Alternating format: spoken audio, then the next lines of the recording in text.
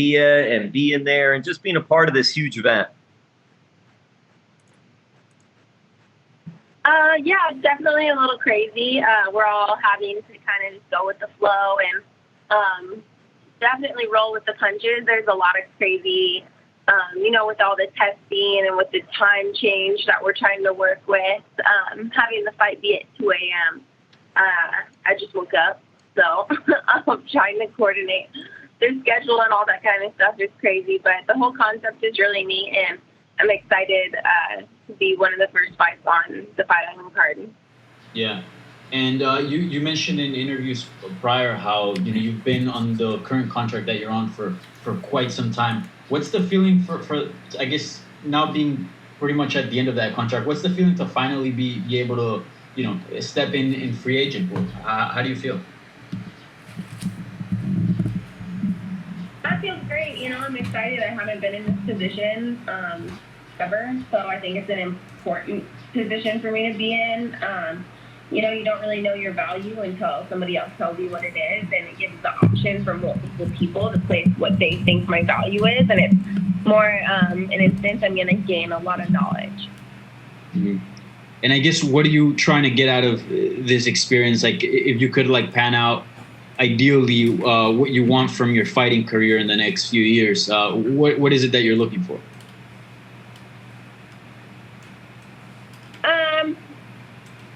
Keep fighting. That's pretty much it. I don't really have a lot of set goals in mind as far as the promotion I fight for, or I have individual goals with myself, but obviously I'm gonna keep fighting. Yeah. And be honest here, how many TikToks have you done in quarantine so far? So far, just 2. Oh, okay. Right. 2. Best of luck in Saturday. Looking forward to the fight. Thank you. And we will take our next set of questions from Anurag Mitra with Sports Kita. Hi, Paige. Yeah. So having joined the UFC at the age of 19 and seeing your fair share of ups and downs along the way for 7 long years, could you try and explain the feeling ahead of your final fight in the UFC? I'm sorry, could you repeat that one more time? It's just a little bit muffled. Should I repeat the question? Yes, please. One more time. Yeah. So I was saying, having joined the UFC at the age of 19, and having seeing your fair share of ups and downs along the way, could you try and explain the feeling ahead of your final fight?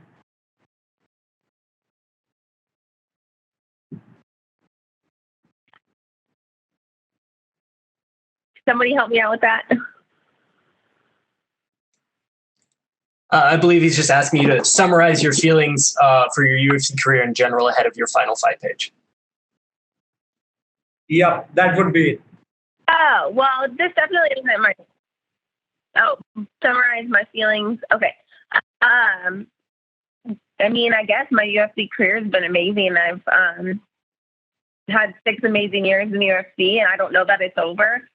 This is just the last fight on my contract. I don't know what the future holds. A lot of it, the ball's in the UFC's court. So it's an awesome position to be in. I feel awesome. I feel really like I've continued to grow as an athlete, and I'm excited to show that off. And only 26 years old with all the successes that I have, I do feel very accomplished, but I also have a lot of other goals in place. Yeah, well, could you let us in about your preparation for the fight? Have the injuries that you sustained over your career somehow affected the way you train? So, do you use different methods of training now?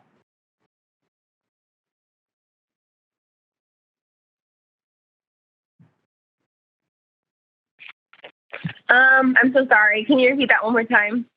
Yeah, sure. Could you tell us about your preparation for the fight? Have the injuries that you sustained during your career somehow affected the way you train? Like, do you train differently?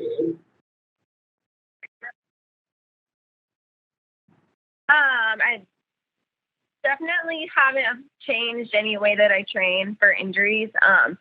I've broken my arm, which is unfortunate, but luckily a broken arm doesn't really affect you like long term moving forward. It's not really a joint or a ligament or a shoulder or something that, causes pain just with regular movement. My arm, I have broken it a few times, but it's just impact injuries. So training is all the same.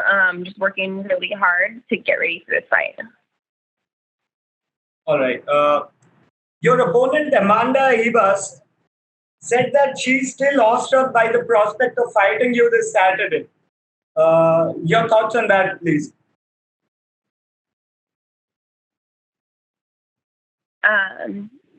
Talk about just my upcoming fight. Is that what you're saying? Excuse me? Hello? Did you say just talk about the upcoming fight? Yeah. So, Amanda Ibas, she said that she's really awestruck.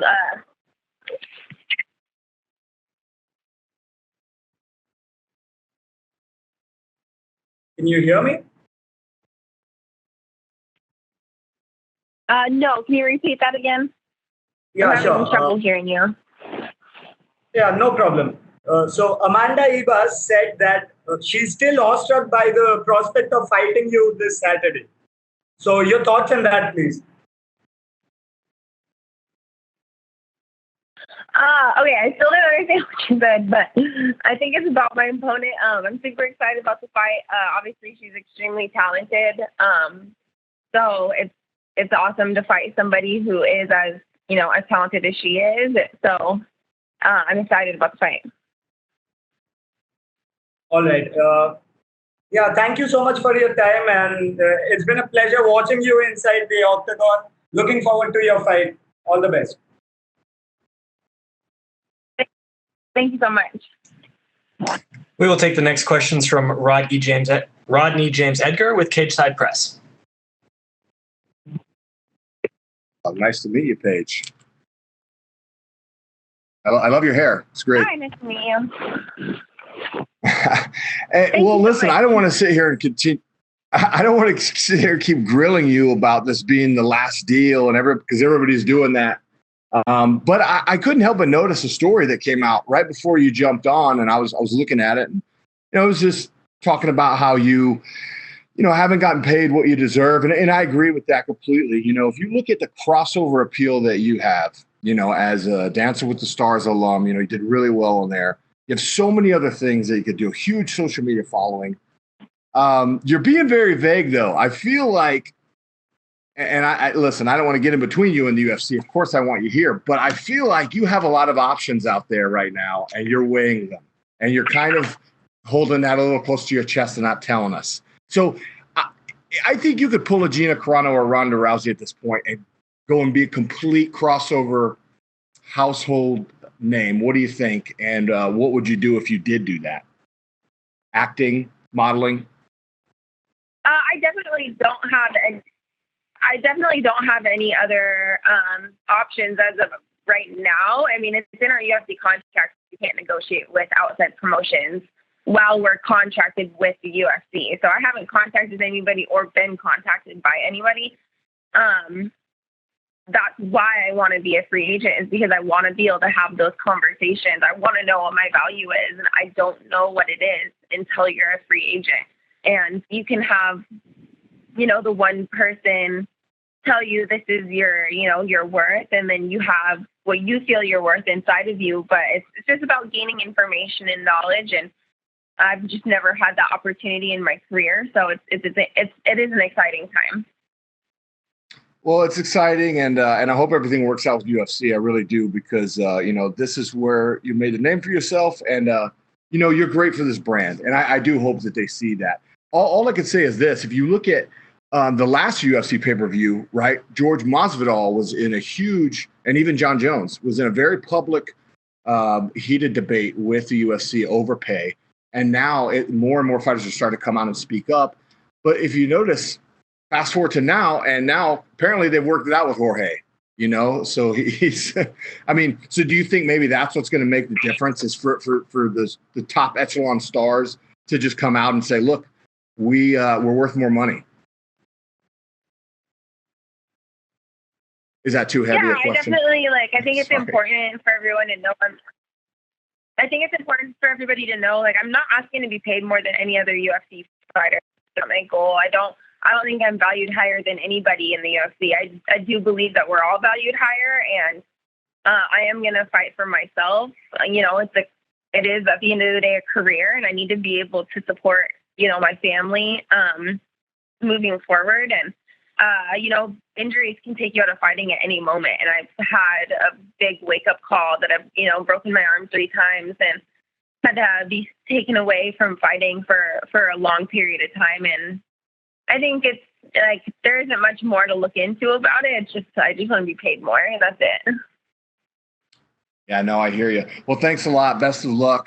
Congratulations on being part of history. This Fight Island is a big deal. We're all very excited. And and your social media is great. The family dance parties. My family here, my kids, we join in. So keep those going. Thank you so much. And we will take the next set of questions from Augusto German Nies-Gay from Somos MMA. Hi, Paige. How are you? I would like to ask you. Hi, good. Thank you. I would like to ask you: is there anything about this different fight week that affect you or your preparation? I mean, the fact that you have to stay in your rooms during the quarantine, the tests, does all that affect you?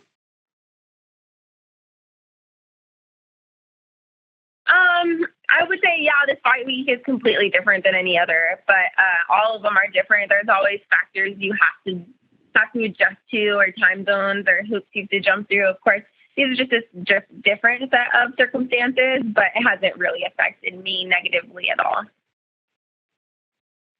And I would like to know, what do you do to kill time?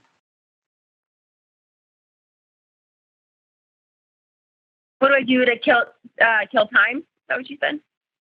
Yes. Yeah. Obviously, it's the same for any fight week. I mean, honestly, I pretty much stay locked in the hotel all of fight week anyway, so it's just kind of the same routine. Dieting, working out, media, and that's pretty much it. And Paige, in your opinion, which is the craziest thing about all this fight week? The travel, the COVID tests, the quarantine? What is it?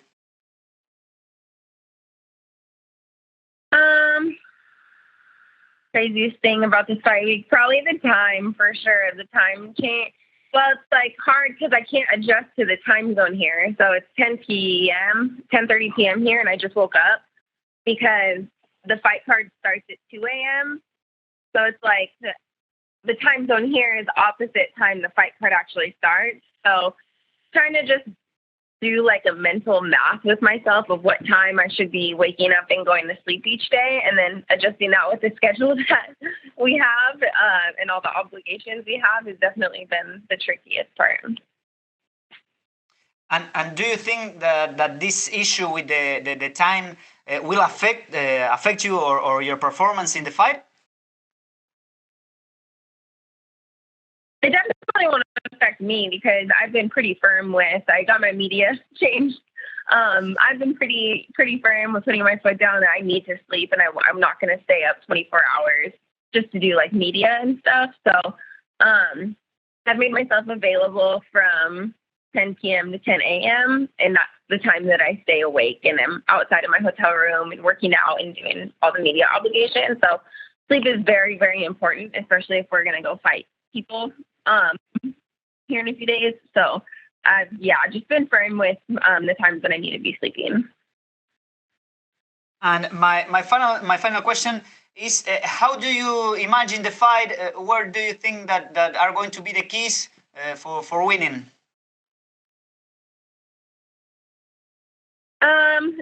I don't know. You just got to tune in and watch the fight. Okay, Paige. Thank you very much, and good luck on Sunday and on what's coming for you. Thank you. And we will take our last set of questions from Gabriel Pangalangan with the Dojo Drifter. Paige, so you famously said that you make more off of Instagram endorsements than you would fighting. But that being said, the fact that you're actually choosing to fight now actually speaks about your commitment to the fight game. Would you agree with that sentiment? That this shows the fighter in you? Kind of. I think, fighting is what I do and it's who I am. Instagram is just a piece of what I do. It's not like my identity. And I love fighting. Of course, I love what I do. And I've just been around long enough to know that if I'm going to sacrifice my body for a sport, it needs to be worth it. Definitely. And you've actually been dealing with a lot of injuries with your arm.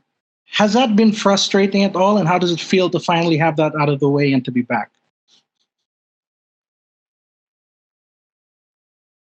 Yeah, it feels great. Of course, I had an awesome win back in January 2018. I'm just excited to be back and fighting again. Yes, and this fight is contested in a new weight class for Reba. She's not familiar with fighting at flyweight. Do you think this will be an advantage for you fighting at this weight division against her? I don't necessarily think it'd be an advantage for me. I feel like I like fighting at 25. I feel like it's where I belong, but I find both. I fought the majority of my career at 115, so I really don't think there'll be a size difference between the two of us. Okay, and not looking past your fight, but when all things are said and done after fight night, how do you plan on celebrating over there in Fight Island? Right now, all I can think about is eating. So hopefully get some pizza and just hang out with my husband. And he's supposed to be fighting pretty soon. So looking forward to my husband's fight and getting back and watching him be successful. Awesome. Well, best of luck to the both of you with your careers, and we'll be tuning in this weekend. Thank you. Thank you. Thank you so much. Okay, perfect, Paige. Thank you so much. That is all the time we had for you. We really appreciate you making this work and for the time today. Yep, thank you. And that concludes today's virtual media day. We would like to thank everyone for joining today's event and your supporting coverage. If you have not yet registered for the third UFC 250